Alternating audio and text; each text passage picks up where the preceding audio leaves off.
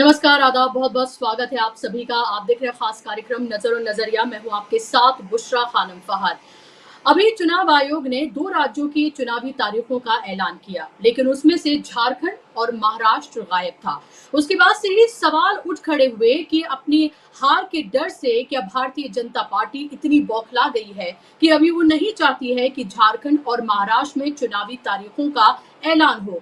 इसको आप इस तरह से समझिए कि चंपई सोरेन अचानक से आनन फानन में दिल्ली पहुंचते हैं रांची से, और उसके बाद वो ट्विटर पर यानी कि एक्स पर लंबी चौड़ी एक चिट्ठी की तरह एक चिट्ठी लिखते हैं, अपना ट्वीट वो लिखते हैं और उसमें साफ तौर पर वो कहते हैं कि कैसे उनका अपमान हुआ है, वो नई पारी की शुरुआत करना चाहते हैं। अब वो नए तरीके से अपने करियर यानी राजनीतिक करियर को वो देख रहे हैं और उनका दरअसल अपमान हुआ है जेएमएम में, झारखंड मुक्ति मोर्चा में। ये उसी झारखंड मुक्ति मोर्चा की वो बात कर रहे हैं जिस हेमंत सोरेन ने उनको मुख्यमंत्री बनाया। वो सबसे करीबी नेताओं में शुमार रहे हेमंत सोरेन के, और हेमंत सोरेन ने अपनी पत्नी को मुख्यमंत्री ना बनाकर चंपई सोरेन पर पूरा विश्वास दिखाया और उनको एक नोबडी से उन्होंने एक तरह से प्रदेश का मुख्यमंत्री बना दिया। चंपई सोरेन को झारखंड के अलावा या फिर जिस क्षेत्र से वो आते हैं जहां उनका प्रभाव है उसके अलावा उन्हें कोई जानता तक नहीं था, लेकिन मुख्यमंत्री बनने के बाद वो पूरे देश में एक बड़ा चेहरा बन गए, राजनीतिक चेहरा बन गए। तमाम इंडिया गठबंधन की जो बैठकें होती थी उनमें चंपई सोरेन शामिल होते थे क्योंकि हेमंत सोरेन ने उन पर विश्वास दिखाकर उनको मुख्यमंत्री बनाया था।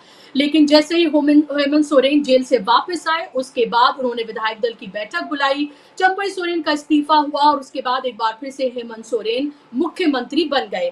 अभी इसी अपमान की बात वो लगातार कर रहे हैं। हालांकि डायरेक्टली उन्होंने नहीं लिखा है, लेकिन इनडायरेक्टली भी उन्होंने तमाम तरह की बातें लिख दी हैं और अभी नई पारी की वो शुरुआत कर रहे हैं।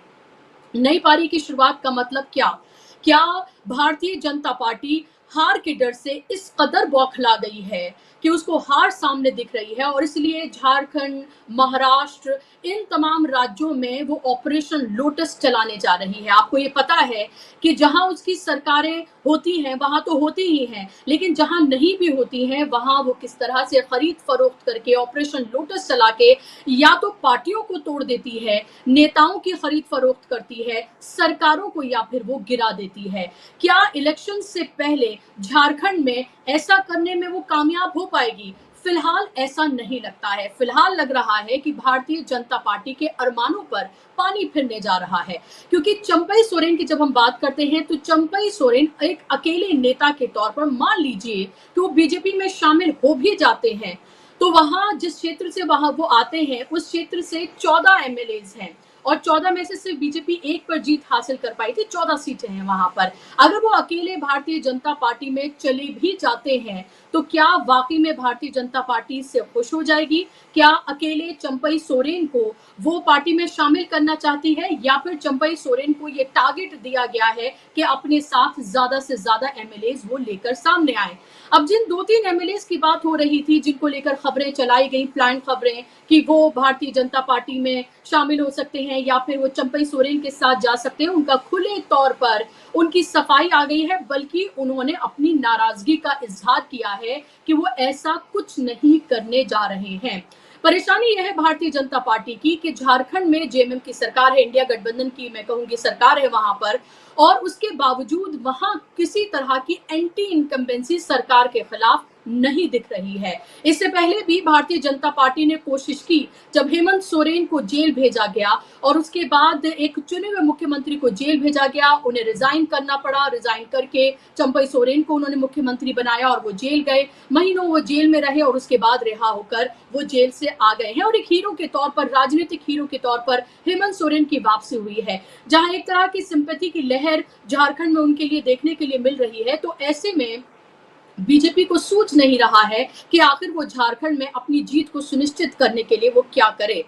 अब सवाल ये उठता है कि जेएमएम में तो कुछ महीनों के लिए ही सही चंपई सोरेन को मुख्यमंत्री बनाया गया। अब उनके साथ ये टैग लगा हुआ है कि वो पूर्व मुख्यमंत्री झारखंड है। क्या भारतीय जनता पार्टी वाकई में चंपई सोरेन को मुख्यमंत्री पद का दावेदार बनाने जा रही है, या फिर जिस जुगत में लगी है लोटस, ऑपरेशन लोटस, क्या उसके जरिए वो चंपई सोरेन को क्या वो मुख्यमंत्री बनाएगी? तो इसका जवाब है नहीं, क्योंकि झारखंड में एक के बाद एक भारतीय जनता पार्टी के पास खुद इतने बड़े चेहरे हैं, पूर्व पूर्व करके उनके पास कई ऐसे सीएम हैं जो कतई ये नहीं चाहेंगे कि उनको दरकिनार करके एक दूसरे दल से आए नेता को इतनी बड़ी जिम्मेदारी या इतना बड़ा चेहरा बना दिया जाए कि वो पूरे तरीके से दरकिनार हो जाएं। तो झारखंड की सियासत को आप इस तरह से समझिए कि भले ही पूरी कोशिशें की जा रही है भारतीय जनता पार्टी की तरफ से, लेकिन उसकी दाल किसी भी तरीके से गलती हुई नजर नहीं आ रही है।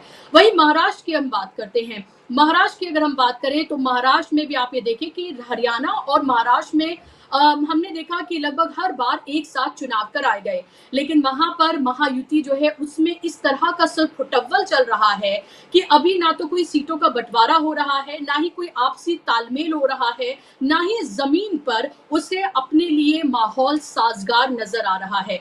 यही वजह है कि अभी लाडली बहना योजना जो है उसको लेकर प्रचार प्रसार किया जा रहा है, लेकिन उसको लेके भी जन समर्थन नहीं मिल रहा है। उसमें विधायक ये कह देते हैं कि अभी 1500 रुपए आपको दिए जाएंगे, अगर आपने हमें वोट दिया तो 3000 कर देंगे, और अगर वोट नहीं किया तो हम आपकी ये रकम भी आपसे वापस ले लेंगे। तो एक तरह से डर और खरीद की फरोख्त की जो है वो राजनीति महाराष्ट्र में चल रही है। और ऐसे में अजीत पवार एक यात्रा निकाल रहे हैं। अजीत पवार जब ये यात्रा निकाल रहे थे तो महाराष्ट्र में एक जगह पर उनको भारतीय जनता पार्टी के जो कार्यकर्ता हैं उन्होंने काले झंडे दिखाए, जिसके बाद अजीत पवार की पार्टी में बेहद नाराजगी है। और एनसीपी ने, अजीत पवार गुट की जो एनसीपी है, उन्होंने अब भारतीय जनता पार्टी से बाकायदा तौर पर चिट्ठी लिखकर ये जवाब मांगा है कि आप ये जवाब दें कि आखिर कार्यकर्ताओं ने एक हाथ में भारतीय जनता पार्टी का झंडा और दूसरे में काला झंडा लेकर अजीत पवार को ये क्यों दिखाए हैं, ये किसकी शय पर ये सब कुछ किया जा रहा है।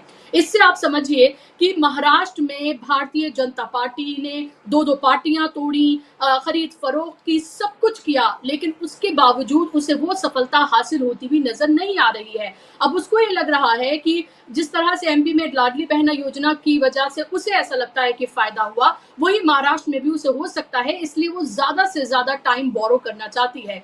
लेकिन अगर जमीनी हकीकत देखें, जमीनी हकीकत को अगर तलाशें तो इंडिया गठबंधन में पूरे तरीके से एकजुटता नजर आती है। सीएम के चेहरे को लेकर कोई कंफ्यूजन भी आपको नजर नहीं आता है। वहां पर सब अपनी अपनी तरफ से बड़ा दिल, दरिया दिली दिखाकर एक तरह से वो चाहते हैं कि वहां पर सत्ता परिवर्तन हो। और महाराष्ट्र में लोकसभा चुनाव के जो नतीजे आए वो साफ तौर पर ये बताते हैं कि भारतीय जनता पार्टी की हालत लोकसभा में तो खराब थी ही, लेकिन विधानसभा में भी बेहद खराब नजर आ रही है। और हरियाणा में भी उसकी हालत बेहद खराब है, क्योंकि जितने मुद्दे हैं, चाहे वो किसानों के हों, अग्निवीर के हों, खिलाड़ियों के हों, बेरोजगार युवाओं के हों, वो सबसे ज्यादा हरियाणा में मुंह बाहे खड़े हैं। इसीलिए जो आने वाले राज्यों में चुनाव होने जा रहे हैं, और जम्मू कश्मीर में तो आपको पता है कि कश्मीर में तो आप ये देखिए कि वो लोकसभा में अपना एक नुमाइंदा तक खड़ा नहीं कर पाई, तो वहां वो जीत के लिए कैसे आश्वस्त होगी, इसका अंदाजा आप लगा सकते हैं। इससे पहले मैं आगे बढ़ूं और इसके और तमाम जो पहलू हैं उस पर हम अपने मेहमानों से गहन चर्चा इस पर करें और आपको सही तस्वीर आपको दिखाएं, मैं आपको सुनवाना चाहूंगी कि संजय राउत ने प्रेस कॉन्फ्रेंस की और उस प्रेस कॉन्फ्रेंस में उन्होंने झारखंड और महाराष्ट्र को लेकर क्या कुछ कहा है, सुनिए आप जरा। ऐसा देखा जा रहा है। देखिए, महाराष्ट्र और झारखंड में चुनाव इसलिए समय पर नहीं हो रहे हैं या आगे की तारीख वो लोग कर रहे हैं, इसलिए कि चुनाव से पहले ये लोग हेमंत सोरेन जी को मुख्यमंत्री पद से उतारना चाहते हैं, उनकी पार्टी तोड़ना चाहते हैं, उनके पार्टी में और राज्य में अस्थिरता लाने चाहते हैं, इसलिए झारखंड में चुनाव नहीं हो रहे हैं। उनको समय, टाइम चाहिए। देखिए, चंपा सोरेन कल गए और आज क्या बोल रहे हैं। महाराष्ट्र में भी यही है, झारखंड और महाराष्ट्र में उनको हारने का डर है। बीजेपी दोनों राज्यों में बुरी तरह से हार रही है। महाराष्ट्र में तो उनका सुपड़ा साफ होने जा रहा है, तो उनको और टाइम चाहिए और वक्त चाहिए मरने के लिए। लेकिन मरने वाले जरूर है, फांसी पे जरूर जाने वाले हैं ये लोग। हाँ, वो बचने वाले नहीं है। लेकिन और सरकारी तिजोरी से पैसा और लूट सकते हैं तो लूट सकते हैं, ठेकेदारों से पैसा जमा कर सकते हैं, हाँ, बांट सकते हैं। लाडला बहन योजना में ज़्यादा पैसा देने का उनका इरादा है, वोट खरीदना है। इसीलिए झारखंड और महाराष्ट्र में चुनाव नहीं करने जा रहे। ये संविधान के खिलाफ है, ये संविधान के खिलाफ है। चुनाव आयोग संविधान के खिलाफ काम कर रहा है, दबाव में काम कर रहा है। तो चुनाव आयोग संविधान के खिलाफ काम कर रहा है, दबाव में काम कर रहा है, ये कहना है संजय राउत का। हार के डर से बौखला गई है बीजेपी और इसीलिए झारखंड और महाराष्ट्र में चुनाव नहीं कराना चाहती है। झारखंड में वो खरीद फरोख्त करके हेमंत सोरेन की पार्टी यानी कि जेएमएम को वो तोड़ना चाहती है और महाराष्ट्र में उसका सुपड़ा साफ होने जा रहा है। इसीलिए वो घबराई हुई है और इसीलिए वो जल्द चुनाव वहां नहीं कराना चाहती है। इसी पर आज हम चर्चा करेंगे, इसी पर आज हम बात करेंगे। उस पर बात करने के लिए मेरे साथ खास मेहमानों का पैनल जुड़ गया है।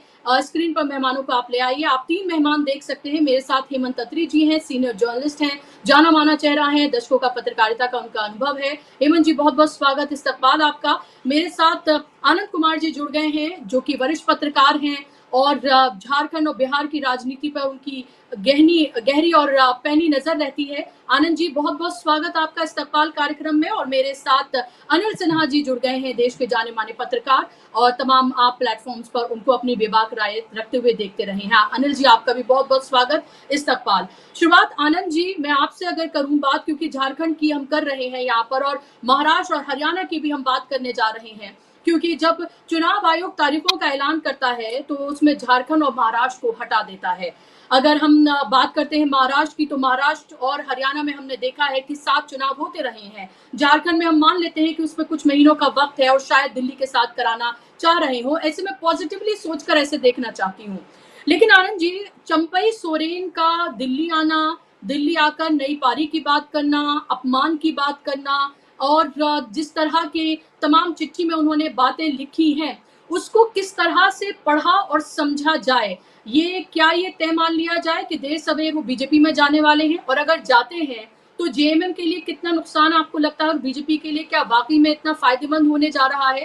क्योंकि जेएमएम वो है जिन्होंने उनको मुख्यमंत्री बनाया, उनके नाम के आगे पूर्व मुख्यमंत्री अब लग गया है, तो क्या बीजेपी उनको मुख्यमंत्री बनाएगी? क्या इस तरह से उनका सम्मान होगा? क्योंकि एक लंबी कतार है झारखंड में बीजेपी के पास नेताओं की जिनके नाम के आगे पूर्व लगा हुआ है पहले से। चिट्ठी या जो एक्स पे अपना जो शेयर किया है, उसमें बहुत सारी बातें उन्होंने खुद कॉन्ट्रडिक्टरी कही। पहली बात उन्होंने कहा कि एक तरफा फैसला लेकर उनको हटा दिया गया। हेमंत सोरेन ने जब उनको मुख्यमंत्री बनाया था तो उसके लिए क्या चुनाव हुआ था? 2019 का जो मैंडेट था झारखंड विधानसभा का, जनता का, वो हेमंत सोरेन को मुख्यमंत्री बनाने के लिए। मुख्यमंत्री हेमंत सोरेन थे, उनको अगर ईडी के केस में जेल नहीं जाना पड़ता तो ये सारा बवाल खड़ा ही नहीं होता। उनको जेल जाना पड़ा तो इंडिया अलायंस के विधायकों ने एक सादे कागज पर साइन करके हेमंत सोरेन को इस बात के लिए ऑथराइज कर दिया कि आप जिसका नाम इस पर लिख देंगे उसको मुख्यमंत्री मान लिया जाएगा। हेमंत सोरेन ने उस सादे कागज पर चंपई सोरेन का नाम लिखकर गवर्नर हाउस को भेज दिया और चंपई सोरेन मुख्यमंत्री बन गए। वो भी एक तरफा डिसीजन था। उसके लिए चंपई सोरेन शुक्रगुजार नहीं हो रहे हेमंत सोरेन के। वो इस बात के लिए नाराजगी जरूर जाहिर कर रहे हैं कि आपने मुझे हटा दिया, लेकिन जब हटाया गया उसकी क्रोनोलॉजी को भी आप देखें तो चंपई सोरेन सरकार के कई फैसले ऐसे रहे जो पार्टी के खिलाफ थे, गठबंधन के खिलाफ थे, बहुत सारे ऐसे थे, बहुत सारे ट्रांसफर पोस्टिंग्स वैसे थे। हेमंत सोरेन 28 जून को जेल से निकले, उस दिन उनको हाईकोर्ट ने जमानत दी और ये कहते हुए जमानत दी कि इनके खिलाफ जो चार्ज लगाया गया उसके बारे में पुख्ता सबूत नहीं है, मामला बनता दिखाई नहीं देता। 28 तारीख को हेमंत सोरेन उसी शाम को जेल से रिहा हुए। चंपई सोरेन उनकी अनुकंपा पर मुख्यमंत्री बने थे। हेमंत सोरेन उस विधायक दल के या उस पार्टी के सबसे बड़े नेता थे, कार्यकारी अध्यक्ष हैं। चंपई सोरेन उनको रिसीव करने नहीं गए, उसके बदले में कैबिनेट की बैठक करते रहे। उसको लेकर भी जेएमएम खेमे में रिएक्शन था कि जब सबसे बड़ा नेता आपका अलायंस का और पार्टी का निकल के आ रहा है और जब हाईकोर्ट ने कह दिया कि इनके खिलाफ मामला नहीं बनता है तो पूरी सरकार को उनका स्वागत करना चाहिए था, लेकिन आप बैठक कर रहे थे। 30 जून को पूरे देश के अखबारों में झारखंड के मुख्यमंत्री के रूप में चंपई सोरेन ने एक विज्ञापन दिया, पूरे पन्ने। झारखंड में तो पहले पन्ने पर छपा, बाकी जगह भी कहाँ छपा नहीं मालूम, लेकिन एक पूरे पन्ने का था। और जो 1 जुलाई से मोदी सरकार ने जो कुछ नए कानूनों का संशोधन किया था जो लागू होने वाले थे, उसको लेकर था। और इन कानूनों को संशोधन करने का इंडिया अलायंस विरोध कर रहा था, आपको याद होगा, जो बहुत सारे कानूनों में चेंजेस किए गए। और उस बात को लेकर भी नाराजगी थी कि जिन कानूनों का जो नए प्रावधानों का इंडिया अलायंस विरोध कर रहा है, उस पर झारखंड का मुख्यमंत्री पहले पूरे पन्ने का विज्ञापन क्यों दे रहा है। 30 जून को विज्ञापन छपता है, 1 जून को हेमंत सोरेन को सोनिया गांधी का फोन आता है, 2 तारीख को अलायंस की बैठक बुलाई जाती है। जिस बैठक को कह रहे हैं चंपई सोरेन की मुख्यमंत्री को बुलाना चाहिए, तो मुख्यमंत्री विधायक दल की बैठक बुला सकता है। इंडिया अलायंस की बैठक वही बुलाएगा जो इंडिया अलायंस का लीडर होगा। हेमंत सोरेन इंडिया अलायंस के लीडर थे, वो विधायक दल की सिर्फ बैठक नहीं थी, वो अलायंस की बैठक थी। उसमें चंपई सोरेन भी थे मुख्यमंत्री के नाते, हेमंत सोरेन थे इंडिया अलायंस के लीडर के नाते, कांग्रेस के प्रदेश प्रभारी गुलाम अहमद मीर उसमें थे। अलायंस के नेताओं की बैठक थी, तो वो मुख्यमंत्री कैसे कॉल करेगा? वो तो कॉल वही करेगा जो अलायंस का नेता होगा। इस बैठक में ये डिसीजन लिया गया कि चंपई सोरेन नहीं, हेमंत सोरेन की लीडरशिप में हमको चुनाव फेस करना है, क्योंकि उस समय अर्ली इलेक्शन की बात हो रही थी। तो वो अपनी बातों का खुद खंडन कर रहे हैं। उन्होंने, आप झारखंड सूचना जनसंपर्क विभाग में पता करिए, उन्होंने अपने प्रोग्राम्स खुद कैंसिल किए थे, बाकायदा चिट्ठी लिखकर कैंसिल किए थे, और अब कह रहे हैं कि हमारे कार्यक्रमों को एक व्यक्ति ने कैंसिल करवा दिया। तो कॉन्ट्रडिक्शन तो नहीं के बयानों में है। और आज चंपई सोरेन जिस राजनीतिक चौराहे पर अकेले खड़े हैं, उसके लिए कोई दूसरा जिम्मेदार नहीं है, वो खुद जिम्मेदार है और उनके लोग जिम्मेदार हैं। और मुझे लगता है कि चंपई सोरेन के जरिए अभी तोड़ने की कोशिश नहीं हो रही, चंपई सोरेन के मुख्यमंत्री रहते तोड़ने की कोशिश हुई थी। क्योंकि आप जो 28 तारीख वाली घटना मैंने आपको बताई, जो अखबारों में विज्ञापन देने की बात बताई, तो इसमें एक ये भी था कि जब चंपई सोरेन ने 3 जुलाई को इस्तीफा दिया, तो हेमंत सोरेन ने कहा कि हम लोग 7 जुलाई को शपथ लेंगे, क्योंकि उस दिन रथ यात्रा का दिन है, शुभ दिन है। तो 3 तारीख को इस्तीफा हो गया था, 7 जुलाई तक चंपई सोरेन को कार्यवाहक मुख्यमंत्री रहना था। ऐसा क्या हो गया कि रातों रात हेमंत सोरेन को 4 जुलाई को आनन फानन में अकेले शपथ लेनी पड़ी। तो मुझे जो लगता है, जो मेरे पास सूचनाएं हैं, कि 3 से लेकर 7 जुलाई के बीच ये प्लानिंग थी बीजेपी की कि चंपई सोरेन अपने कुछ 8-10 विधायकों को विश्वास में लेकर जेएमएम को तोड़ देते, जैसे शिवसेना के साथ हुआ, और वे मुख्यमंत्री बने रहते, बीजेपी सपोर्ट करती उनको, और इस तरह से जेएमएम का चुनाव के पहले खात्मा हो जाता और तब अर्ली इलेक्शन हो जाते। लेकिन ये संभव नहीं हुआ, बीजेपी का प्लान फेल हुआ, और चंपई सोरेन चूंकि उनके पास कोई रास्ता नहीं था, जेएमएम में उनके ऊपर कोई विश्वास नहीं कर रहा था, तो अब उनको एक सेफ पैसेज चाहिए। तो बीजेपी ने उनको हटने के बाद एक नैरेटिव बनाना शुरू किया कि आदिवासी मुख्यमंत्री का अपमान किया गया है, और हेमंत सोरेन अपने परिवार के अलावा किसी को दूसरे को मुख्यमंत्री नहीं देख सकते। अगर ऐसा ही होता तो कल्पना सोरेन मुख्यमंत्री बनी होती, उनके भाई विधायक थे वो बने होते, तो फिर चंपई सोरेन को क्यों बनाया गया? तो बीजेपी कहीं ना कहीं चंपई सोरेन का फायदा उठाने के चक्कर में थी, ये काम नहीं हो पाया। तो इसका नतीजा ये हुआ कि चंपई सोरेन को सेफ पैसेज दिया गया, लेकिन अब सेफ पैसेज के बहाने वे ऐसे दुराहे पर खड़े हैं कि न वो बीजेपी, न वो जेएमएम में लौट सकते हैं, और अब बीजेपी की मर्जी पर है कि बीजेपी उनके साथ क्या करती है। जहां तक सीटों की बात है, आपने कोल्हान का जिक्र किया था, आपने कहा उसमें कि कोल्हान में बीजेपी के पास 1 सीट है, बीजेपी के पास कोल्हान में फिलहाल कोई भी सीट नहीं है। और चंपई सोरेन की जो स्थिति है, वो अपनी ही सीट बड़ी मुश्किल से जीतते आए हैं। अभी भी लोकसभा का चुनाव था, तो 20-25 हजार के मार्जिन से वहां बीजेपी का कैंडिडेट लीड किया था, भले ही लोकसभा का चुनाव हार गया था, गीता कोड़ा वहां से थे। तो चंपई सोरेन को बहुत प्रभाव डालने की स्थिति में नहीं है। बहुत लोग कह रहे हैं, जीतन राम मांझी का उदाहरण दे रहे हैं। जीतन राम मांझी को जिस दिन नीतीश कुमार ने कुर्सी से उतरने के लिए कहा था, उसी दिन जीतन राम मांझी ने सेम डे विरोध किया।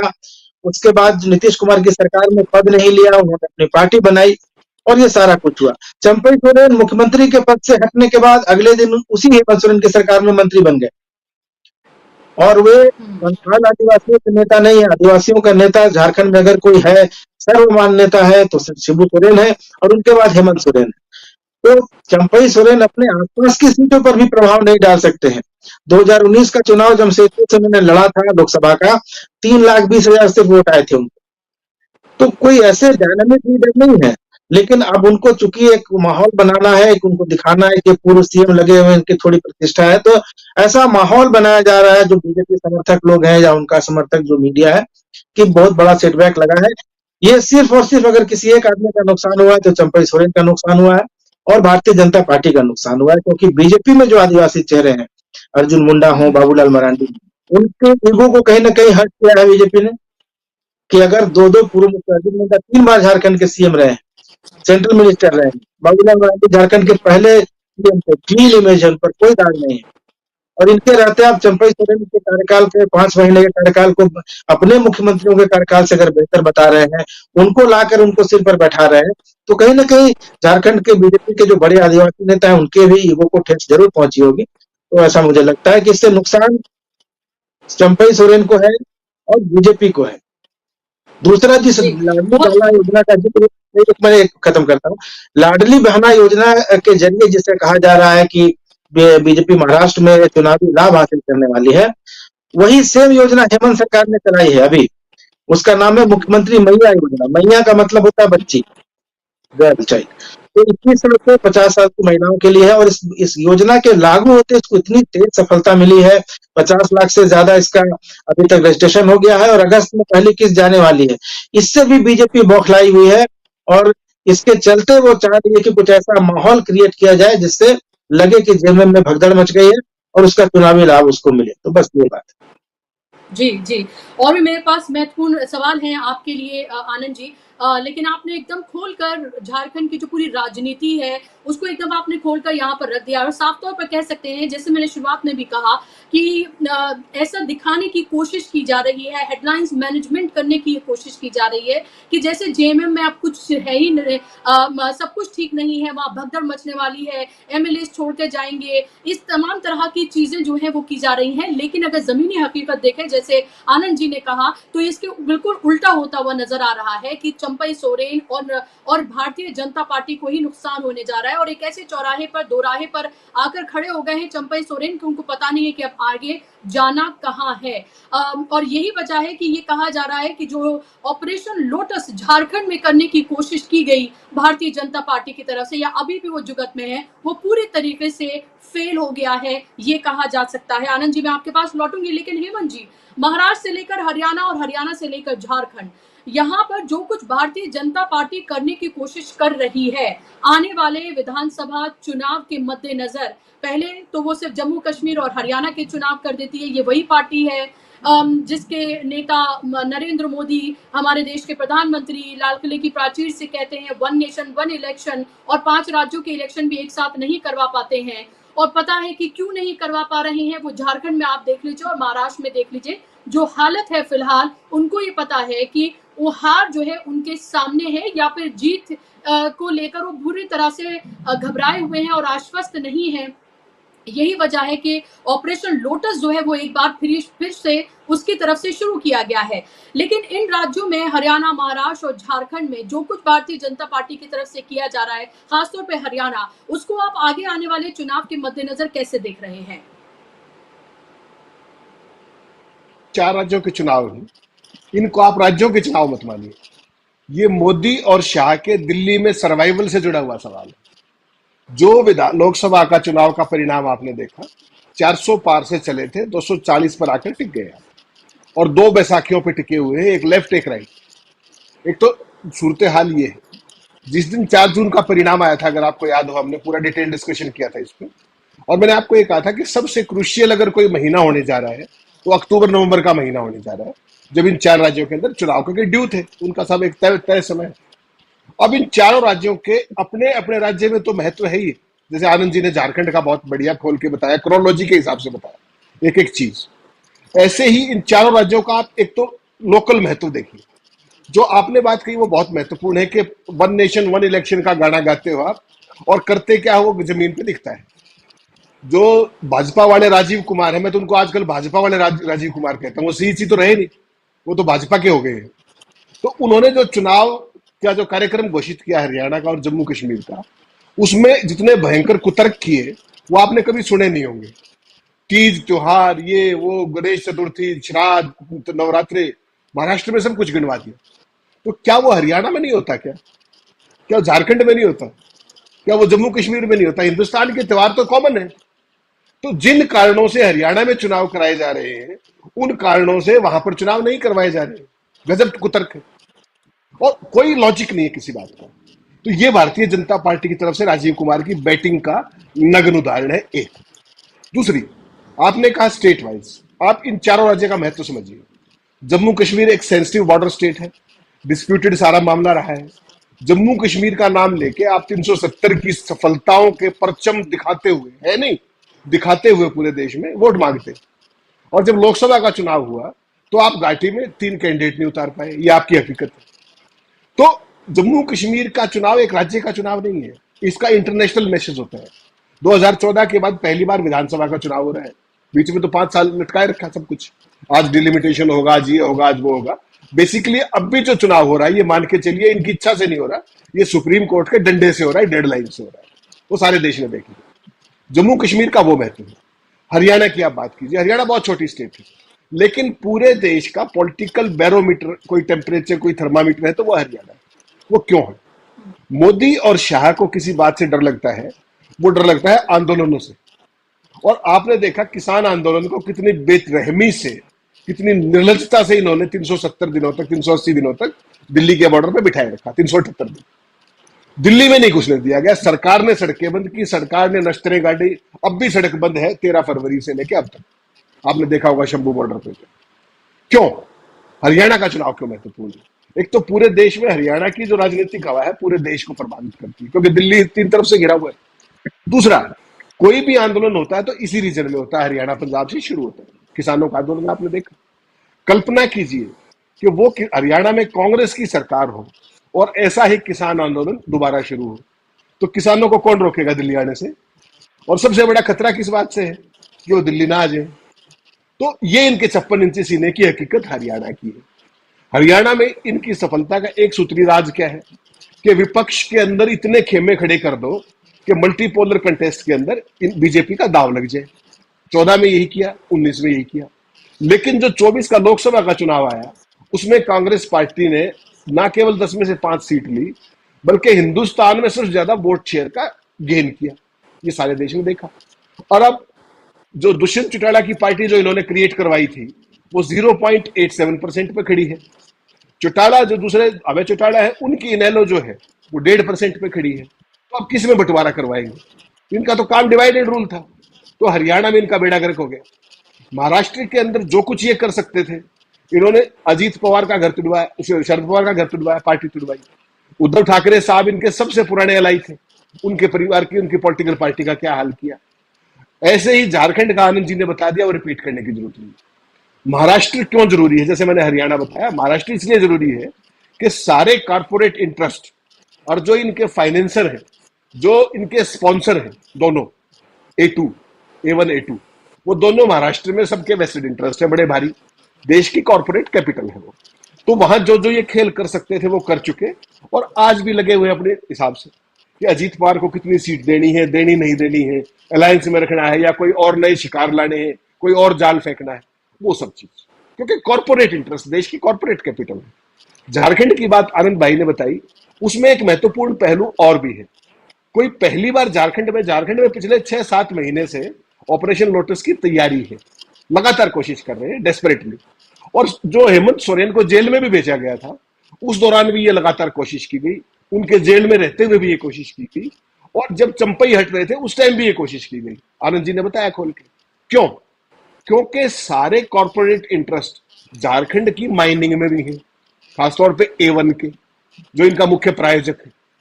तो ये किसी भी सूरत में इन 4 स्टेट्स में, एक तो लोकल कारणों से चुनाव हारना अफोर्ड नहीं कर सकते। दूसरा, मोदी और शाह, उनकी दुकान क्या है? उनकी दुकान है मोदी की मार्केटिंग। कि मोदी के चेहरे पर, किसी राज्य में कोई लीडर नहीं है, मोदी का चेहरे पर चुनाव लड़ते हैं, चाहे कोई स्टेट हो। क्या इस बार वो लड़ेंगे?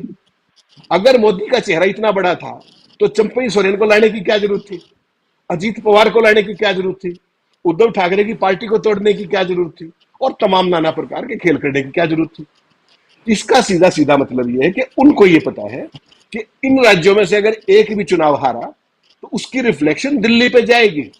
और आरएसएस और बीजेपी के अंदर सैचुरेशन की स्थिति खड़ी है। आज आरएसएस की हिम्मत नहीं है बहुत ज्यादा खुल के बोल जाए, लेकिन इशारों में उन्होंने अहंकारी से लेकर के क्या क्या कह दिया। और किसने कहा? जो आरएसएस के चीफ ने कहा, अलग अलग इशारों पे अहंकार की बात कही और तरह की तमाम तरह के। मैं उन विशेषणों को दोहराना भी नहीं चाहता, क्योंकि वो सब फर्जीवाड़ा है। ये सब इनका मिलजुल के करते हैं सारा खेल, लोगों का ध्यान भटकाने के लिए।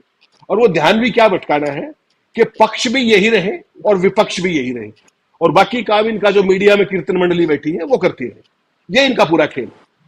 अब आप जी देखिए कि अगर चंपई सोरेन वाला ऑपरेशन अगर कामयाब हो जाता तो पूरा मीडिया क्या ब्रोबीट कर रहा होता कि देखिए शिबू सोरेन की पार्टी बिखर गई, इंडिया अलायंस बिखर गया, लोटस कामयाब हो गया, मोदी का मास्टर स्ट्रोक हो गया। लेकिन जब वो मास्टर जो स्ट्रोक था वो फ्लॉप होकर सड़कों पे बिखर गया, तो अब कोई चू नहीं कर रहा है, अब अगले स्टेप का इंतजार कर रहे हैं। तो एक ये खास रणनीति का हिस्सा है, इसको आप देखते जाइए। इसमें अभी बहुत खेल हो रहे हैं। अभी इसी हफ्ते के अंदर आपके पास बहुत सारे फर्जी सर्वे आएंगे, ओपिनियन पोल आएंगे, उससे एनवायरमेंट बिल्डिंग की जाएगी। उसके बाद ये जो लाडली बहना योजना है इसका प्रचार प्रसार किया जाएगा, वोटों को खरीदने की कुचेष्टा की जाएगी। तो साम दाम दंड भेद उसकी सारी भूमिका चुनाव आयोग के कार्यक्रम ने तय कर दी। वरना 14 देख लीजिए, 19 देख लीजिए, हर बार महाराष्ट्र हरियाणा झारखंड का चुनाव साथ होता था। इस बार क्यों नहीं हुआ, ये समझने की बात है। Through Haryana and J&K they want to test the political waters. ये सारा सूरत हाल मोदी और शाह की कमजोरी दिखाता है, ताकत नहीं दिखा रहा, माफ कीजिएगा। ये उनकी इतनी बड़ी कमजोरी दिखा रहा है। वन नेशन वन इलेक्शन तो एक बात है, वो तो पढ़े लिखे लोगों के सामने ये जो दावे करते हैं वो। असली खेल तो ये है ना कि हरियाणा के अंदर कुछ मैनिपुलेशन करके ये दिखाएं कि देखिए मोदी का चेहरा कायम है, मोदी की लोकप्रियता कायम है, जिसमें इनको सफलता मिलने वाली नहीं है। इसलिए इन चुनावों को जो एक गो में होने चाहिए थे उनको अलग अलग कर दिया गया है। और मुझे तो इस बात का भी अंदेशा है कि कहीं ये दिल्ली का चुनाव भी, क्योंकि 6 महीने पहले आप चुनाव करा सकते हैं, ये षड्यंत्र वो भी हो सकता है कि दिल्ली का चुनाव प्रीपोन ना करवा देंगे और फिर महाराष्ट्र, झारखंड और दिल्ली का चुनाव साथ करवाए। इस तरह के तमाम खेल करने में भाजपा वाले राजीव कुमार सिद्ध हस्त कलाकार हैं, उनके पास तमाम शेरो शायरी है, टुच्ची किस्म की तमाम कुतर्क है, और लॉजिक कोई उनके पास है नहीं, एक्सप्लेनेशन कोई है नहीं। तो ऐसी सूरत में इन चुनावों का परिणाम देखना बेहद रोचक होगा, न केवल स्टेट की पॉलिटिक्स के हिसाब से बल्कि उसके नेशनल पॉलिटिकल सिनेरियो पर इंपैक्ट के हिसाब से। वो देखना बड़ा महत्वपूर्ण होगा मिश्रा जी बिल्कुल। महत्वपूर्ण बातें आपने यहाँ पर कही हेमंत जी, और यही वजह है कि आज हम इन तमाम राज्यों की बात कर रहे हैं। और अनिल सिन्हा जी, महाराष्ट्र के खासतौर पर बात की जाए, लग रहा है भारतीय जनता पार्टी को कि लाडली बहना या लाडला भाई योजना के तहत जो उसने अनाउंसमेंट किया है, लाडला भाई तो ऐसा लगता है कि कांग्रेस के मैनिफेस्टो से पूरा का पूरा चुराया हुआ कॉन्सेप्ट है कि इतने दिन होंगे तो आपको ये पैसे दिए जाएंगे, फिर आप अगर ग्रेजुएट है तो आपको इतने पैसे दिए जाएंगे। वो तमाम चीजें देखने के लिए मिल रही है, यानी कि नैरेटिव अब कांग्रेस या इंडिया गठबंधन तय कर रहा है और बीजेपी जो है उसके पीछे पीछे है। अभी हमने देखा कि अजीत पवार एक यात्रा निकाल रहे हैं इसी योजना को लेकर, और शायद उनके जन्मदिन का मौका था जब उनको काले झंडे दिखाए जाते हैं भारतीय जनता पार्टी की तरफ से, और उसके बाद एनसीपी पे भारतीय जनता पार्टी से पूछती है कि आप बताइए किसके कहने पर किया जा रहा है और ऐसा क्यों हुआ है, और सीधे तौर पर फडणवीस से एनसीपी पूछ रही है। सवाल ये उठ रहा है कि क्या अंदरूनी कलह इतनी ज्यादा है। अभी लोकसभा के नतीजे जो आए हैं और उसमें नरेंद्र मोदी के चेहरे को पूरी तरीके से वहां पर महाराष्ट्र में नकारा गया, क्योंकि जहां जहां उन्होंने रैलियां की वहीं महायुति जो है और बीजेपी वहां से हार गई। तो अब उनको समझ नहीं आ रहा है कि आखिर करे क्या आपको लग रहा है इसीलिए ये पूरा टाइम बोरो किया गया है, या इसके अलावा भी कुछ और पर्दे के पीछे का खेल है जो करने की कोशिश बीजेपी कर रही है ताकि वो महाराष्ट्र को बचा सके? यानी देखिए वो अच्छा बताया, दोनों ने बहुत अच्छा बताया। हेमंत ने भी सही कहा कि वो ये कर रहे हैं कि एक साथ लोकलाइज कर रहे हैं, इलेक्शंस को लोकलाइज कर रहे हैं। क्या कि आप मान लिया हरियाणा में आप हार गए हैं, जम्मू कश्मीर में, तो एक जो मिनी रिफरेंडम टाइप का जो सिचुएशन आ रहा था कि भाई 4 स्टेट में देखिए चारों स्टेट हार गए, तो उसको वो एक डैमेज कंट्रोल है, उसको मिनिमाइज करना चाहते हैं। लोग ये न कहें कि देखिए देश भर में हर इलेक्शन हार रहे हैं, ये 4 स्टेट हार गए अभी, तो उसका एक तो वो है। महाराष्ट्र का जहाँ तक सवाल है ना, महाराष्ट्र में देखिए वो टाइम ले रहे कर रहे हैं कि टाइम जितना मिल जाए, वो जो बहना योजना है उसके लिए अजीत पवार लगातार ये मैसेज दे रहे हैं अलग अलग किस्म के, क्योंकि उनका भी पक्का। मेरी आवाज आ रही है? जी आ रही है। हेलो जी आ रही है। फ्रीज हो गया, आपकी आवाज आ रही है अनिल जी? चलिए अनिल जी के पास मैं जा रही हूँ, शायद उनकी आवाज आ रही है लेकिन उनका फ्रेम जो है फ्रीज हो गया है। लेकिन महाराष्ट्र की हम बात करें और अनिल जी के पास वापस जाऊं, से पहले आनंद जी सवाल आपसे मेरा ये कि अगर दोनों ही हाथ चंपई सोरेन के खाली हैं अभी, तो बीजेपी फिर उनके साथ क्या करने जा रही है और वो बीजेपी में क्या करने जा रहे हैं। इस झारखंड की राजनीति में अब क्या होने जा रहा है आगे, ये लोगों का बड़ा सवाल है, क्योंकि लग ही रहा था कि चंपई सोरेन अगर भारतीय जनता पार्टी में चले जाते हैं तो जो एक खास मीडिया है वो ये दिखाने की कोशिश कर रहा है कि मास्टर स्ट्रोक है और अब जेएमएम को और हेमंत सोरेन को बड़ा नुकसान होने जा रहा है और आगे चुनाव अब में उनको बहुत परेशानी होगी। लेकिन आपने सीधे तौर पर ये बताया कि नुकसान यहाँ पर जेएमएम का नहीं बल्कि चंपई सोरेन और बीजेपी का होने जा रहा है। तो फिर आखिर चंपई सोरेन के साथ बीजेपी करने क्या जा रही, क्या लग रहा है आपको? चंपई सोरेन के पास फिर ऑप्शंस क्या बच रहे हैं? आने वाले चुनाव को जो डिले किया गया है झारखंड में, वो लोटस ऑपरेशन लोटस तो नाकामयाब साबित हो रहा है फिलहाल, तो फिर इलेक्शन को डिले करने का आप रीजन क्या देख रहे हैं इसमें? देखिए, रीजन वही है, जिस योजना के लिए अभी कहा जा रहा है कि महाराष्ट्र में डिले किया गया, वही योजना झारखंड में मैंने बताया कि हेमंत सोरेन ने चलाई है। और अभी जिस तरह का रिस्पांस है, अभी चुनाव कराएंगे तो बहुत बुरा भारी पड़ेगा बीजेपी को। ये चाह रहे हैं कि टाइम बाय करें और इस योजना में ही कुछ लूप होल निकालें कि अगर एक दो किस्तें नहीं जाती हैं या इस योजना में कहीं कुछ गड़बड़ी निकलती है तो इसको लेकर कहेंगे कि इनकी तो ये योजना फ्लॉप हो गई, पेट्रोल में जो सब्सिडी दे रहे थे वो योजना फ्लॉप हो गई। तो अब ये फ्लॉप योजनाओं की बात करेंगे। हिमंता विश्व शर्मा ने शुरू भी कर दिया है कि फ्लॉप योजनाओं का जिक्र करना, और चंपई सोरेन को लाकर यही कराना चाहेंगे जो इन्होंने सीता सोरेन को लाके किया था, जो हेमंत सोरेन की भाभी थी। उन्होंने भी निकलने के बाद कहा कि मेरा परिवार में अपमान होता था, मेरी कोई कदर नहीं होती थी। अब चंपई सोरेन भी वही कह रहे हैं कि मेरा अपमान हो रहा था, हमको इस तरह से ही अपमानित किया गया। तो ये कहेंगे कि ये नैरेटिव बनाएंगे। ट्राइबल वोट बैंक है, क्या उसमें किसी तरह की सेंधमारी हो सकेगी? क्या अपने आप को विक्टिम दिखाकर चंपई सोरेन कुछ सेंधमारी कर पाएंगे ट्राइबल वोट बैंक में? नहीं, आप चंपई सोरेन की पोस्ट को एनालाइज कीजिए, जो उन्होंने कल लिखा है लंबा चौड़ा, उस पोस्ट को एनालाइज कीजिए तो उनको इतना ज्यादा ट्रोल किया गया है उस पोस्ट के लिए। अब तो चंपई सोरेन ट्रेटर साबित हो गए, गद्दार साबित हो गए ना आदिवासी समाज में। अगर आप उस फोल्डर में रह के अपनी बात कहते या आप मुख्यमंत्री पद से हटने के तत्काल बाद कुछ रिएक्शन देते तो आपको माना जाता है, लेकिन आप उसी सरकार में मंत्री बन गए जिस सरकार के सीएम हुआ करते थे। तो एक तो आपकी छवि गई कि आप पद के पीछे भागते हैं, और अब उसके बाद आप उससे निकल के आ रहे हैं बीजेपी के कहने पर, और वो भी बीजेपी के फोल्डर में जा रहे हैं। बीजेपी के फोल्डर में नहीं जाते तो भी, जैसे सरयू राय बीजेपी से निकले थे तो इंडिपेंडेंट चुनाव लड़े उन्होंने, और उसके बाद उन्होंने मुख्यमंत्री को हराया, और अब जाके 5 साल के बाद जब चुनाव होने वाले हैं तब उन्होंने जनता दल यूनाइटेड का दामन थामा है। लेकिन 5 साल वो अकेले लड़ते रहे। हेमंत सोरेन की सरकार में भी जो लोग थे उनके खिलाफ उनसे भी लड़ते रहे और रघुवर दास के लोगों से भी लड़ते रहे। चंपई सोरेन अगर इस तरह से लड़ते तो सही में जो उनका उपनाम है कोल्हान टाइगर, तो वो टाइगर नजर आते, पर वो टाइगर नहीं, वो तो भीगी बिल्ली बन गए। जिस सरकार में मुख्यमंत्री थे उसी सरकार में मंत्री बन गए और अब कह रहे कि हमको अपमानित किया जा रहा है। तो जब अपमान था तो आप उस सरकार में मंत्री क्यों बन रहे थे? असल में चंपई सोरेन की जो मजबूरी है वो उनका बेटा है। उनका बेटा चुनाव लड़ने के लिए व्याकुल है, लेकिन वो ऐसा बेटा है कि मुख्यमंत्री बनते हैं चंपई सोरेन, आधे घंटे के अंदर बेटा मुख्यमंत्री का कारकट लेकर फार्म हाउस पर जाकर पार्टी करने लगता है। वो ऐसा बेटा है कि रघुवर दास की सरकार जाती है तो जिस मंत्री को आवास अलॉट होता है, जिस मंत्री का आवास चंपई सोरेन को अलॉट होता है, वो खाली कराने पहुंच जाता है लड़कों को लेकर। तो चंपई सोरेन को ये मालूम है कि हेमंत सोरेन उनके बेटे को टिकट नहीं देंगे, तो बेटे का राजनीतिक करियर स्टैब्लिश करने के लिए चंपई सोरेन कहीं न कहीं खुद भी बदनामी ले रहे हैं, अपना पॉलिटिकल करियर वो खत्म करने जा रहे हैं, क्योंकि बीजेपी उनको क्या देगी ये कुछ अभी तय नहीं हुआ है, क्योंकि अभी तक बीजेपी में उनकी ज्वाइनिंग नहीं हुई है।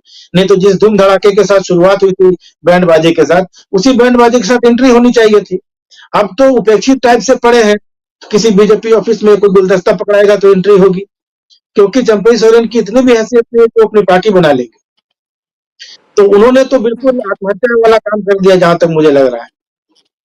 सिर्फ बेटे के करियर के लिए उन्होंने ये कुर्बानी दी है, और बेटे का करियर भी क्या होगा, कहीं से उसको टिकट मिलेगा या नहीं ये भी तय नहीं है, मिलेगा तो जीतेगा नहीं ये भी तय नहीं है, क्योंकि बीजेपी का टिकट झारखंड में कोई जीत की गारंटी नहीं है। होता तो गीता कोड़ा चुनाव जीत गई होती जो कांग्रेस छोड़कर आई थी, और सीता सोरेन भी जीत गई होती जो जेएमएम छोड़ के आई थी। तो वही लोग भाग रहे हैं जिनको लग रहा है कि हम अगला चुनाव नहीं जीत पाएंगे, वही बीजेपी की तरफ देख रहे हैं, बाकी कोई नहीं देख रहा है बीजेपी की तरफ। क्योंकि एक सर्वे की बात हुई थी, अभी टाइम्स नाउ का एक सर्वे था जिसमें बीजेपी को उन्होंने 35 से 40 सीट के आसपास दी थी।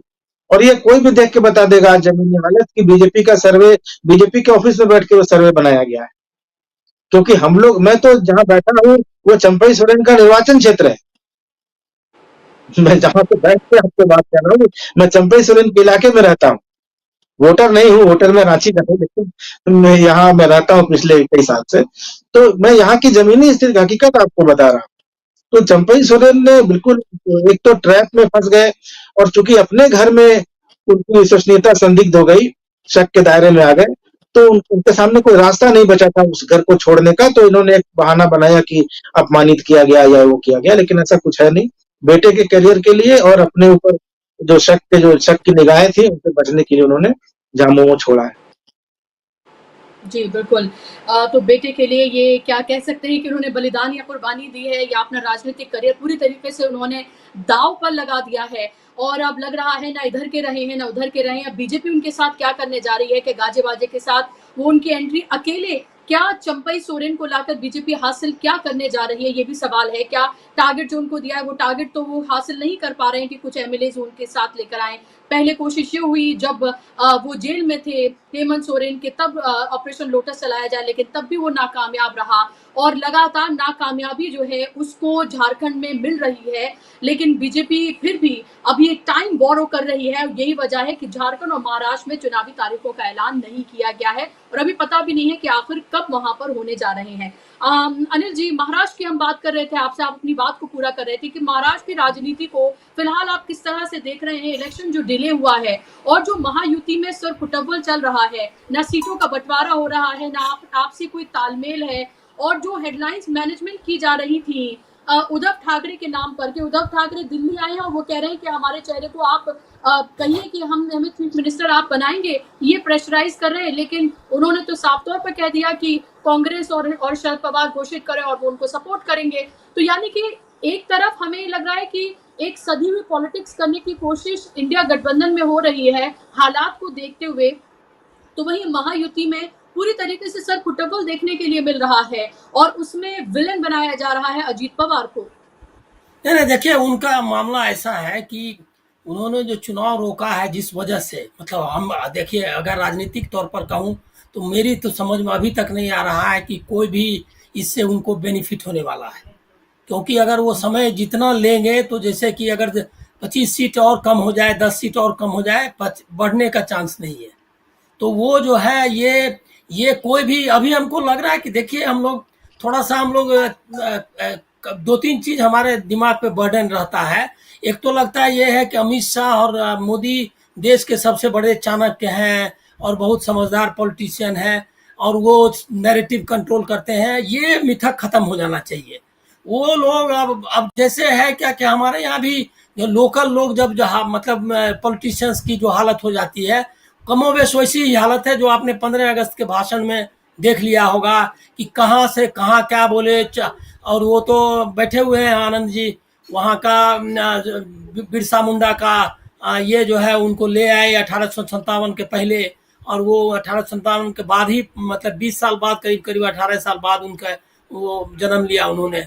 तो ये सब जो प्रॉब्लम है, ये प्रॉब्लम है क्या कि जब आपके पास कोई नैरेटिव नहीं हो, आपके पास कोई योजना नहीं हो, आप किसी तरह से सरकार में रहना चाहते हैं, इसकी वजह से ये सब हो रहा है। और हम लोगों को क्या लगता है कि बहुत सोच समझ करके, अरे कोई सोच समझ करके नहीं। ये जो राजीव कुमार है उसका कार्यालय ये गृह मंत्रालय में है, तो वो जो है जो प्रोग्राम जिस तरह से देता है गृह मंत्रालय, उस हिसाब से वो प्रोग्राम बनाते हैं। उसमें कोई सोचने समझने की बात नहीं है। अरे आप क्या क्या, मतलब देखिए कितना जो चुनाव आयोग किस तरह बोले, बता ही दिया है मंत्री जी ने। तो वो जो है वो क्या क्या लेम एक्सक्यूज सब जो है वो करने लगा चुनाव आयोग। तो वो तो कोई मामला ही नहीं। देखिए सोचने समझने लायक स्थिति में है नहीं। देखिए महाराष्ट्र में क्या कर सकते हैं ये, महाराष्ट्र में एक चेहरा चाहिए। फडणवीस का चेहरा इन्होंने खुद पोत दिया है। अब वो वहां एकनाथ शिंदे उनका चेहरा हो नहीं सकते, क्योंकि एकनाथ शिंदे को बीजेपी का कैडर अपना चेहरा बनाने के लिए तैयार नहीं है। अजीत पवार साथ उनके जाए तो अजीत पवार भारी पड़ते हैं, दोनों से बड़े नेता हैं। मैं आपको आज भी कह रहा हूं, अभी भी जो पीपुल्स परसेप्शन है या जो ताकत है पर्सनल स्टेचर, वो तीनों में अजीत पवार ज्यादा पावरफुल लीडर है उस हिसाब से। लेकिन उन्होंने अपना सत्यानाश कर लिया है पहले से ही। अब उनके पास वो भी कुछ कर नहीं सकते, उनको ये चेहरा बनाना ही। उनको तो ये लोग हैं क्या कि आरएसएस डे वन से है कि इनको बाहर करो, मतलब लगातार इसे है इनको बाहर करो। क्योंकि अभी तक जो बीजेपी की जो लाइन है हिंदुत्व की, वो लाइन पर वो कुछ नहीं बोलते। वो कोई ऐसा स्टेटमेंट नहीं देते जिसको आप कहेंगे कि हिंदुत्व का समर्थन है। सिर्फ एक लाइन थी कि मोदी सरकार देश का भला कर रही है, महाराष्ट्र का हम इनसे भला करा लेंगे, इसके लिए हम उनके साथ हैं। कोई बीजेपी का ये का सिद्धांत का समर्थन नहीं करते वो। तो अब उनको निकालने के चक्कर में है, क्योंकि उसके पीछे एक और वजह है। उनको लगता है कि अगर अजीत पवार अगर रह गए इस बार, तो जो सीटें लाएंगे वो अंत में इंडिया गठबंधन में जाएंगे। तो इसकी वजह से वो ये किए हुए हैं। तो उनका जो पूरा फोकस है कि एक कैंडिडेट चाहिए सीएम के लिए, वो नहीं है। कोई नैरेटिव नहीं है, मोदी नहीं जीत सकते अब। ऐसी स्थिति में आप कैसे कहेंगे कि उनको आप ये क्या कहते हैं तैयार थे? इलेक्शन के लिए तैयार नहीं थे वो। जब फीडबैक गया वहां तो चुनाव आयोग ने कहा ठीक है, इसको कुछ समय आपको दे देते हैं। अच्छा, कोई योजना ठीक से लागू नहीं कर पाए हैं, उसके लिए भी थोड़ा वक्त चाहिए, तो टाइम बाय करने का। झारखंड के बारे में जो उन्होंने कहा, बहुत बहुत ही अच्छा विश्लेषण किया। सिर्फ मुझको लगता है ये कि उन्होंने एक बात मतलब नहीं बताई, ईडी के डर से चंपे सोरेन नहीं गए, मतलब वहां जाना चाहते हैं, क्योंकि जो भ्रष्टाचार 3 महीने में किया है उसका उससे बचना है उनको। वो अपने अपने जान बचाने के लिए वो उधर बीजेपी की तरफ जाना चाहते हैं। 3 महीने में एकदम करप्ट गवर्नमेंट उन्होंने चलाने की कोशिश की। बीजेपी ये क्या कहते हैं झारखंड, मुझको जो लोगों ने वहां का बताया, ट्रांसफर पोस्टिंग्स का रैकेट पूरा चला रहे थे वो। एक एक आदमी का 3 बार ट्रांसफर किया। एक वो उसको तस्दीक करेंगे, ये किसी ने मुझको बताया कि एक जगह 3 मतलब महीने, मतलब इस बीच में 3 महीने में 3 बार उसका ट्रांसफर किया। तो ये जो कारोबार और बालू माफिया, मतलब जो माइनिंग माफिया, ये सबसे वसूली चल रही थी, ये सारे मामले उनमें फंसे हुए हैं। वो उसके डर से वो बीजेपी के साथ रहना चाहते हैं ताकि उनके खिलाफ फाइल न खुल जाए। अब वो कैरियर वेरियर का कोई चांस नहीं है। ये जो है हेमंत सोरेन इतनी ताकत से वापस आने वाले हैं कि अब कोई कल्पना नहीं कर सकते। उसने जो मजबूती दिखाई उसके कारण वो पूरी तरह हीरो बन गए। तो झारखंड की ये स्थिति है। यहाँ पर महाराष्ट्र में कोई नैरेटिव नहीं है, कोई संगठन नहीं है, संगठन नहीं। महायुति के नाम पर आप क्या जाएंगे? सीट का होना मुश्किल है। जहां पर वो अजीत पवार से चुनाव लड़ते थे उनके खिलाफ, वहां किसको कैंडिडेट बनाएंगे? अगर वो इसीलिए वो लोग कह रहे हैं कि अजीत पवार का हटाओ, क्योंकि इतने लंबे समय से उनके कैंडिडेट्स वहां चुनाव लड़ते हैं बीजेपी के। अब वो उनका एकनाथ शिंदे से वो उतना प्रॉब्लम नहीं है इस मामले में, क्योंकि वो तो साथ में चुनाव लड़ते रहे हैं, तो सीटें आइडेंटिफाइड हैं काफी कुछ। लेकिन अजीत पवार को रखना मुश्किल है। अजीत पवार का प्रॉब्लम यह है कि अब वो वापस जाएं तो भी उनका प्रॉब्लम है। दूसरा कि वापस जाएंगे तो उधर ईडी का चक्कर है। एकनाथ शिंदे का भी ईडी का अभी ये आई थी खबर कि उनका भी मामला सेटल नहीं हुआ है, और कभी भी उनके मतलब सब। अब ये सोचिए कि दरवाजे पे ईडी हो और उसके बाद चुनाव का इंतजाम करना हो, कौन क्या कर पाएगा? तो उन्होंने पूरा अपनी राजनीति खुद ही खत्म कर ली है। इसके बदले अगर वो, और उसके बाद वो कोशिश कर रहे हैं क्या कि नेशनल लेवल पे यूसीसी का ये चलाएं और एक कॉमनल नैरेटिव बनाए। वो भी हमको लग नहीं रहा है। अब देखिए यूसीसी में भी इतना पानी डाल चुके हैं पहले ही कि अब वो उसमें कुछ गाढ़ा होने वाला नहीं है, क्योंकि कितने साल से यूसीसी चल रहा है और भारत जो है कर्जे में लद गया है। और यहाँ हो रही है कि तलाक में क्या कानून हो और बच्चे को गोद लेने के लिए क्या तरीका हो। अरे ये इशू है, इशू कितना कैसे इशू है। तो वो नैरेटिव जहां ले जाना चाहते हैं वहां ले जाने के लिए देश नहीं तैयार है।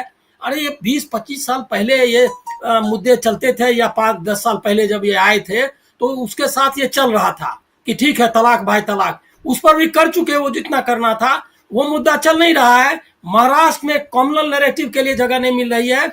उनके जो संगठन है, उनसे जुड़े हुए जो हिंदुत्व के संगठन है, वो ऑलरेडी प्रचार वो कोशिश कर रहा है। आपने सुना होगा वो यहाँ वाला जो विशालगढ़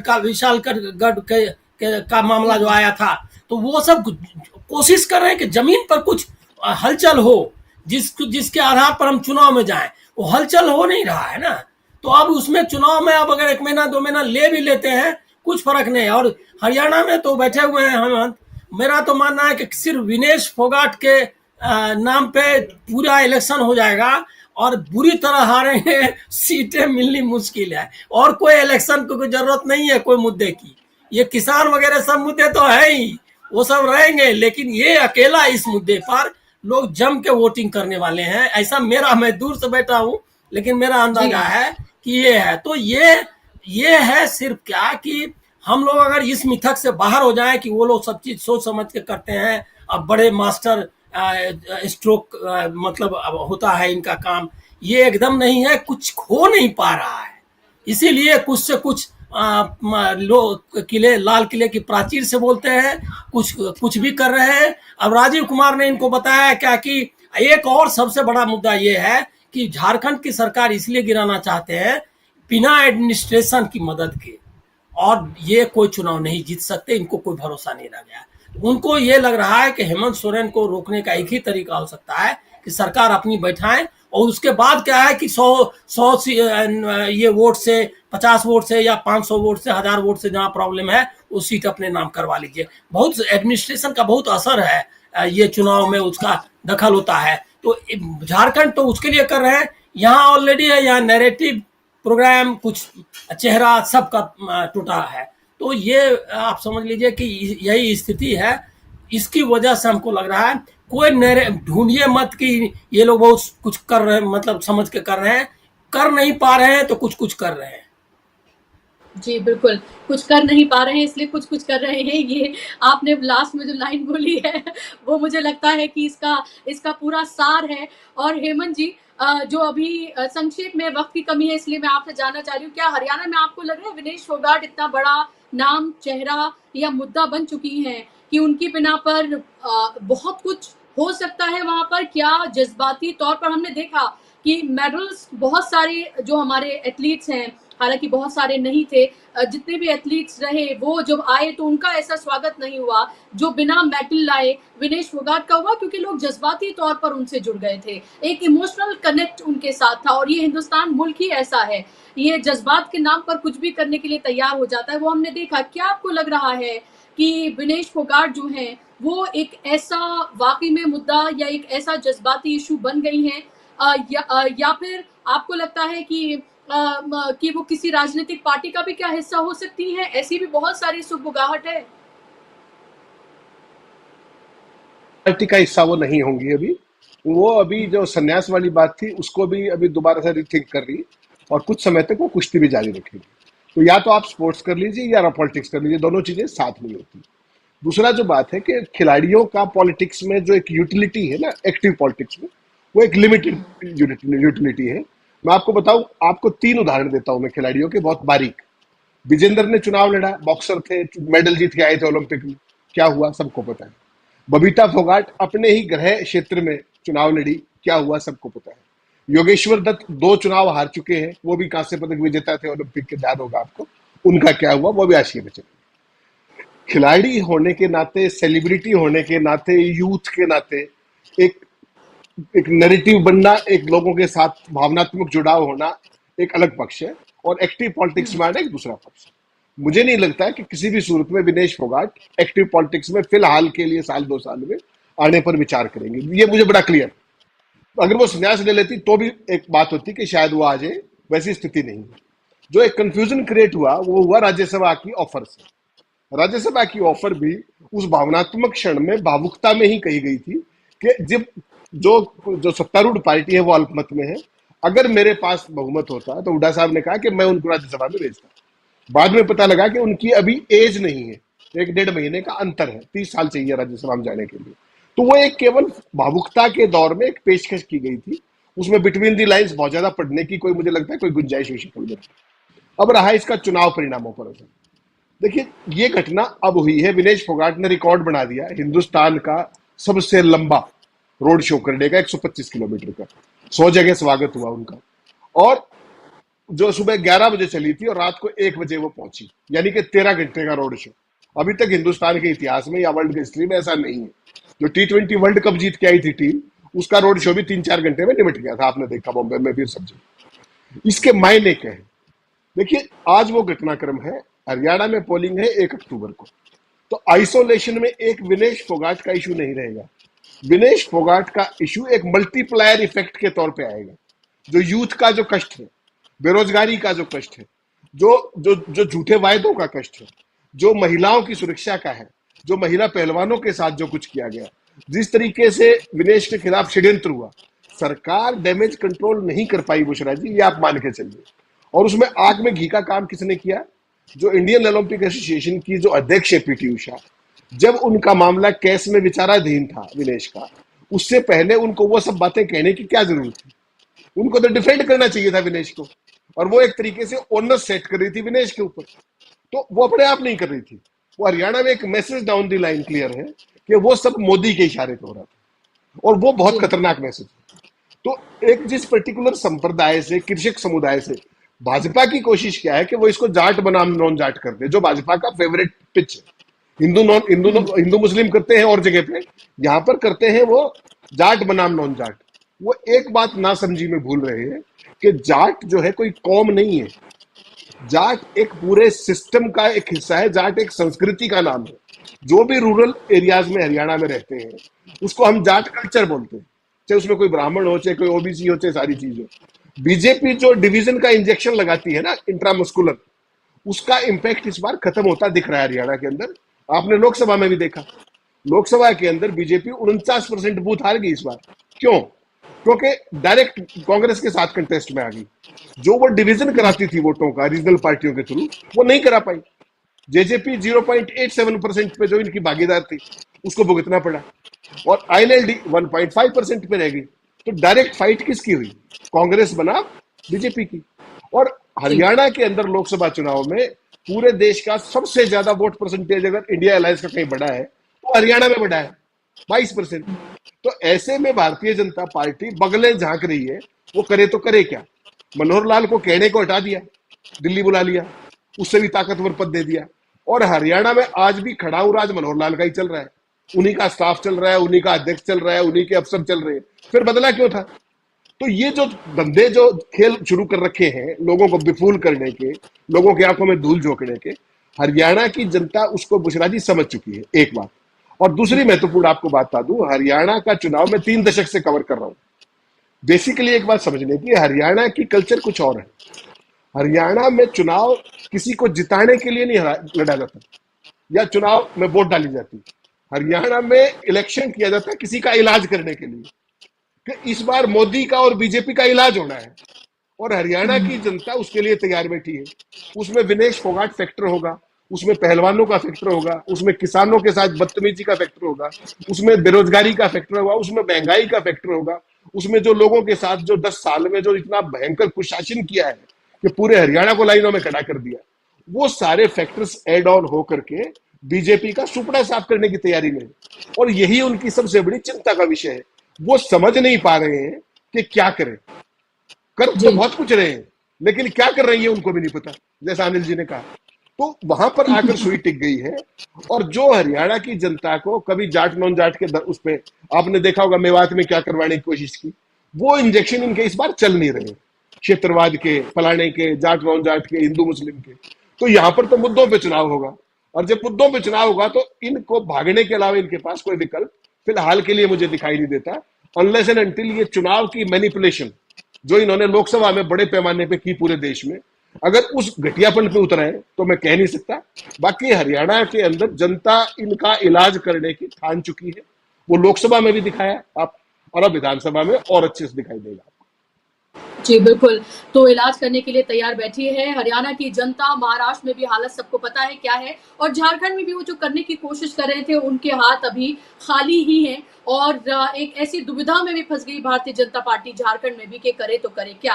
आप ये देखिए कि देश के गृह मंत्री अमित शाह, अब बांग्लादेश की चिंता उनको ज़्यादा है कि वहाँ पर इतनी फ़ीसदी हिंदू थे, अब इतने फ़ीसदी रह गए, आखिर वो कहाँ चले गए? ये सब बातें पूछ रहे हैं, जहाँ देश में बेरोज़गारी, महँगाई चरम पर है, जहां महिलाओं के साथ क्या कुछ हो रहा है, वहां अमित शाह ये सवाल पूछ रहे हैं क्योंकि आपदा में अवसर का जो नारा भारतीय जनता पार्टी ने दिया तो बांग्लादेश में भी वही करने की वो कोशिश कर रहे हैं, बांग्लादेश के इशू को सेंटर में रखकर, क्योंकि कम्युनल पॉलिटिक्स के वो मास्टर हैं और वही उनको आता है, एक समाज से दूसरे समाज को लड़ाना या एक समाज के लिए नफरत फैलाकर दूसरे का फायदा उठाना। लेकिन ये तमाम चीजें भी काम नहीं कर रही है, ना लोकसभा में की, ना ही विधानसभा में इस तरह का कोई नैरेटिव सेट हो रहा है, इसलिए समझ नहीं आ रहा कि वो क्या करें। यही उनकी दुविधा है। फिलहाल इस कार्यक्रम में बस इतना ही। बहुत-बहुत शुक्रिया हेमंत जी, अनिल जी और आनंद जी, आप तीनों का ही अपना कीमती समय देने के लिए, मेरे साथ जुड़ने के लिए। शुक्रिया आप तमाम दर्शकों का भी कार्यक्रम का हिस्सा बनने के लिए। अभी के लिए बस इतना ही, लेकिन आप तमाम हमारी वीडियोज़ को ज़्यादा से ज़्यादा शेयर करिए, विचारों को ज़्यादा से ज़्यादा लोगों तक पहुँचाइए और शाम को 7 बजे जुड़िए राजीव जी के साथ न्यूज़ पॉइंट पे रोज़ की तरह। मुझे दीजिए इजाज़त। नमस्कार।